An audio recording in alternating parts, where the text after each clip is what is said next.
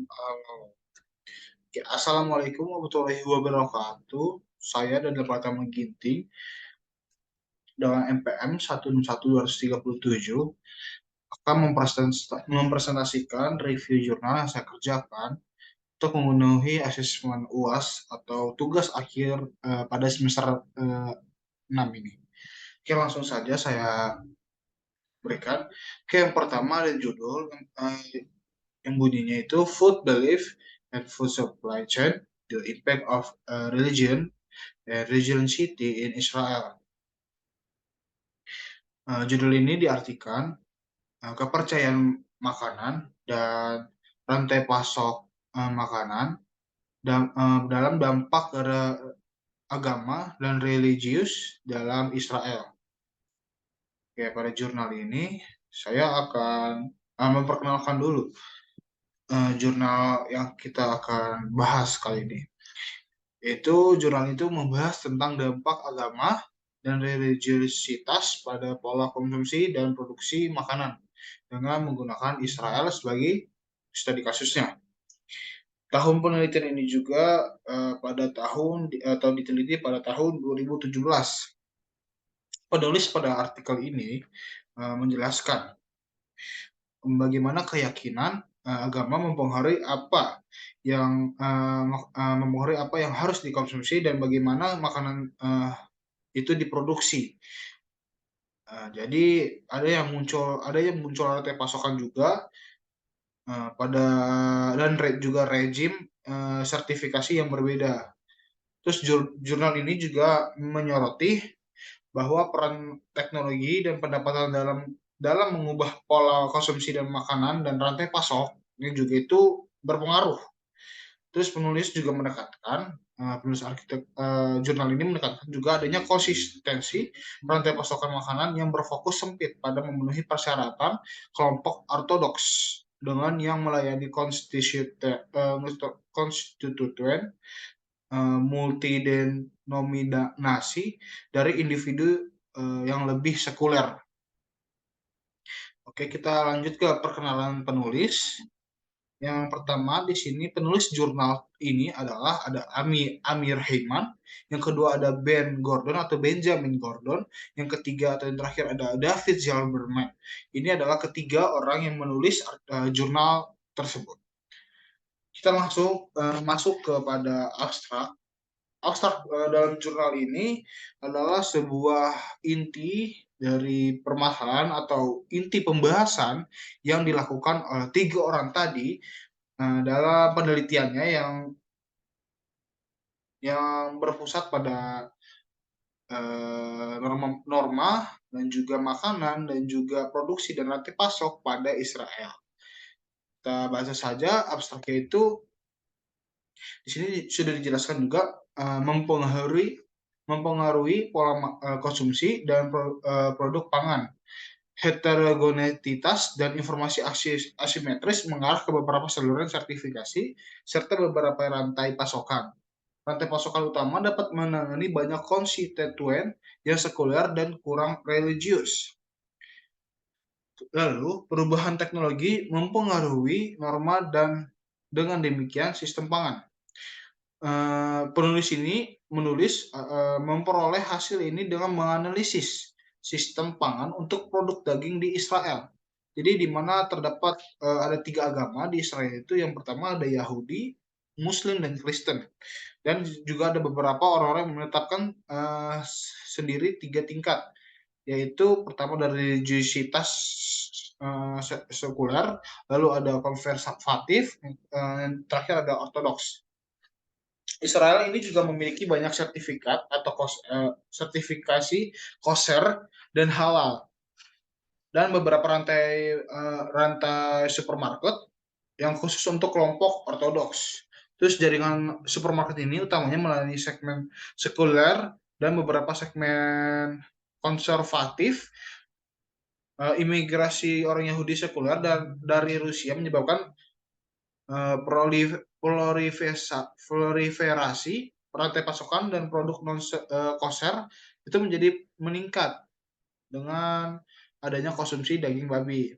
Teknologi baru dan pendapatan yang lebih tinggi menyebabkan munculnya rantai makanan cepat saji yang melayani orang Yahudi Ortodoks yang sebelumnya cenderung makan di rumah.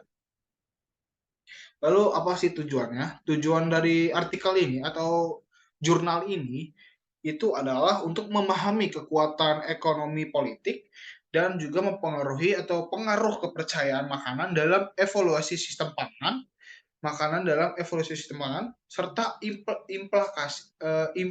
implikasi kebijakan yang membatasi ketersediaan makanan untuk alasan keagamaan pada harga makanan dan pola konsumsi, efisiensi ekonomi, dan kesejahteraan distribusi kelompok yang berbeda. Lalu itu selain itu juga penulis ini bertujuan juga untuk memahami desain dan evolusi rantai pasokan pertanian, implikasi ekonomi, dan juga bagaimana hal itu dapat mempengaruhi oleh kebijakan. Lalu dalam jurnal ini memiliki metode, tetapi metode yang disebutkan itu tidak terlalu rinci apa yang dijelaskan. Jadi dalam jurnal ini cuma dijelaskan bahwa penulis hanya menggunakan atau menganalisis menggunakan tobit untuk memperkirakan pangsa berbagai jenis ayam atau daging yang digunakan oleh konsumen sebagai fungsi dari variabel religiositas dan lainnya. Lalu untuk lokasi penelitian, studi ini dilakukan di Israel, di mana negara tersebut terdiri dari 3 agama, yaitu Yahudi, Islam dan Kristen. Maaf. Lalu dalam setiap kelompok ini juga mereka dapat membedakan orang berdasarkan agama mereka. Jadi terdapat beragam rantai pasok juga dan jaringan produk makanannya mengakomodasi perbedaan ini. Lalu hasil penelitian ini, studi ini tuh menemukan bahwa Muslim di negara Israel itu mengonsumsi ayam beku secara signifikan lebih sedikit dan lebih banyak ayam segar dibandingkan dengan Yahudi terlepas dari agama mereka. Jadi orang Yahudi itu lebih cenderung memakan ayam segar memakan ayam beku, maaf maksud saya ayam beku dan ayam segar itu jarang dimakan. Dan orang Islam lebih memilih ayam segar dan ayam beku itu jarang dimakan oleh orang Islam di dalam Israel. Orang Yahudi ultra ortodoks itu lebih suka membeli lebih banyak bagian yang utuh atau beku. Dan yang mungkin mencerminkan atau sudah lama di dalam negara tersebut menyesuaikan dengan ibu-ibu yang ada di dalam negara itu. Jadi ibu-ibu di sana lebih suka cenderung ayam yang beku. Studi ini juga menemukan bahwa norma-norma yang berbeda berdasarkan agama mempengaruhi ukuran keluarga dan pekerja mempengaruhi pendapatan per kapita per rumah tangga dan berfungsi sebagai kendala dalam pemilihan makanan yang menghasilkan pola konsumsi yang berbeda antar kelompok. Kita lanjut. Saya di sini mencari di dalam jurnal ini Future Research. Ya. Jadi saya menemukan bahwa di bidang ini harus fokus pada kuantifikasi dampak kepercayaan dan norma terhadap permintaan pangan dan pola konsumsi. Menilai dampak religiositas ini dan sertifikasi ini terhadap harga dan pengeluaran pangan di antara kelompok yang berbeda dan mengkaji implikasi kebijakan yang membatasi ketersediaan pangan karena alasan agama. Pada harga pangan, lalu ada harga pangan, pola konsumsi, dan efisiensi ekonomi dan kesejahteraan distribusi berbagai kelompok. Selain itu juga penelitian ini menjelaskan bahwa tentang evolusi dan ekonomi rantai pasokan di bidang pertanian, desain dan evaluasinya dalam berbagai kondisi ya. Jadi aplikasi ekonominya dan berbagai macamnya itu apakah berpengaruh terhadap kebijakan itu juga penting kita tahu. Lalu di sini saya juga mencari kajian teori dalam jurnal jurnal ini. Jadi maka ditekankan juga pentingnya memahami kekuatan ekonomi politik dan pengaruh keyakinan pangan yang berkembang dalam evolusi sistem pangan. Penulis ini juga menggunakan teori dari berbagai bidang, termasuk tuh ekonomi, sosiologi, lalu ada antropologi untuk menjelaskan dampak religiositas dan norma terhadap permintaan pangan dan pola konsumsi. Dalam jurnal ini itu menyoroti pentingnya penelitian, evolusi evolusi dan ekonomi, rantai pasokan di bidang pertanian, desain dan evolusinya dalam berbagai kondisi. Oke, ini mungkin akhir dari review jurnal yang saya, review. Sebelumnya mohon maaf. Terima kasih.